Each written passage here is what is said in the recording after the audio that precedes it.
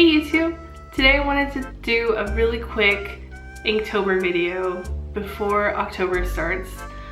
I am doing Inktober again and I'm going to try as hard as I can to post a video of each drawing every day, just like last year. I know I just did a favorite art supply video, but I wanted to show you some of the new things I got for Inktober and kind of talk about my favorite art supplies from last year. I know that a lot of people are going to be asking what supplies I'm using in my Inktober videos in the future, so I can just reference them back to this video.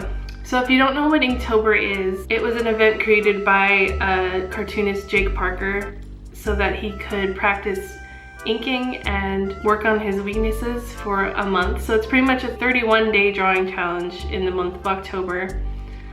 And you're supposed to be drawing in ink pretty much, but you can really draw in whenever you want. Like, I'm gonna use watercolors. I'll try to practice in ink, and I'm gonna try to do different things this time, like sceneries and creatures and things, so that's what I'll be doing. So if you feel like joining in on Inktober, feel free. Don't feel pressured to use ink or buy new art supplies. You can just grab whatever you have, any kind of pen or whatever to ink with, or you can even do it digitally if you need to. I don't have a lot of supplies to talk about today. I just bought a few just to try out, so let's get started. So of course the first thing I'm going to talk about is the sketchbook. This is an Electrum 1917 sketchbook, and this is what I've been using for a while now. If you want more details about it, watch my last favorites video because this is definitely in it. So yeah, sketchbook, it's gonna be this. Second item I want to show you is this watercolor palette. I just made this from a cheap one on Amazon, and I filled it with Daniel Smith watercolors.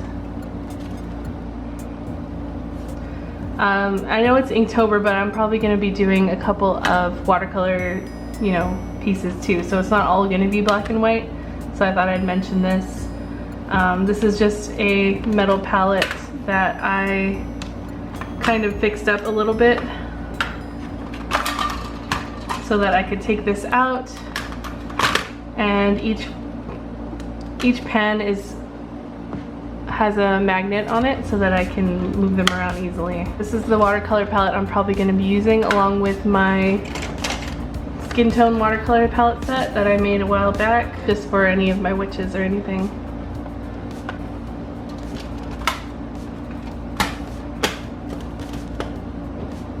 Okay, I am going to be using these pen nibs again. These are just handles that you put your own nib in, and the brand is Tachikawa. And then I bought all of these nibs too. So I have these G pen nibs by Kuretake. I have these speedball nibs, the 512 and the 513 EF. And then these are all my leftovers from last year that I was using, and some other calligraphy nibs as well. This was my favorite ink from last Inktober. This is the De La Rowney FW Artist Acrylic ink, but I did buy this Dr. P.H. Martin's Black Star Waterproof India ink in matte. I've been seeing this one online a lot and I've been wanting to try it, so I thought I would do that for this Inktober. We'll see how that goes. I have a couple of ceramic palettes that I wanted to get. This is one actual ceramic, and I just wanted something more sturdy because last year I used a lot of plastic ones and I had one ceramic one and it ended up being my favorite, so I thought I'd get a few more. So there's one, and here's the second one. So you can use this, all these different ink wells, put your brushes in the top, and you can cover it up when you're done so that you don't spill it or anything. I use these water droppers to add water to my ink and my watercolors. It's just really convenient, and it's easier than just using a cup because I can pick where exactly I want to drop the water. I bought these brushes on Amazon. I've been seeing a lot of people use these angled watercolor brushes. They're usually using a nicer brand, but I just wanted to try out the type of brush. So I bought this set and it's actually really cool. You can get some wide marks and thin marks. There's a like wide variety of mark making that you can do with these. So I'm really excited to try these out. Here's some other brushes that I got. These are Chinese watercolor brushes. They're similar to the Pentel water brush, but these are pistons. So you twist the top to bring in water, and then you twist it to release water. And I'm really excited to try these out. Fluid 100 watercolor paper. I've talked about this a lot. This is my favorite watercolor paper right now. It's cold press. I have 3 different sizes. This is the biggest one that I have, and it's super thick and really awesome. So I talked about this in my favorite art supplies video, so you can check that out if you want to know more about it.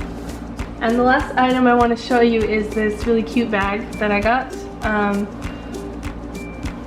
I know this is probably my most asked about item that I always have. Everyone wants to know where I get my pencil cases or what brand they are. I thought I'd put this in the video as well.